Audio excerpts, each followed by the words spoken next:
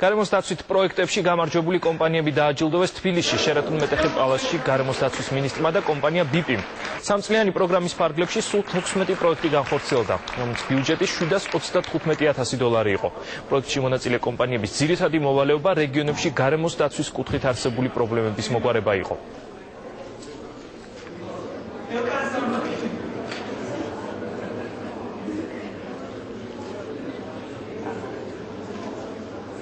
ეს პროექტი არ გამოირჩევა თავისი ძალიან დიდი ფინანსებით, თუმცა ყოველთვის ტოვებს კონკრეტულ შედეგს. მთელი საქართველოს მასშტაბით და ერთ-ერთი მაგალითი აი მე მეჭირავს ხელში, ეს არის უძველესი მესხური ჯიშის ხორბალი, რომელიც არის ერთადერთი პრაქტიკულად ეხლა და ეს კიდე აი ამ ხორბლისგან გამოცხვარი პურია, რომელიც აბსოლუტურად უნიკალურია თავის თვისებებით და ეს არის ამ პროექტის ხიბლი, რომ ყოველთვის ტოვებს ძალიან კონკრეტულ ხელშესახებ შედეგებს. ეს არ იყო კონცენტრაცია დავუშვათ თბილისზე და დიდ ქალაქებში, არამედ რეგიონები იყო ძალიან კარგად წარმოდგენილი და პრაქტიკულად ამ გამარჯვებული პროექტებიდან ნახევარზე მეტი წარმოადგენდა რეგიონებს.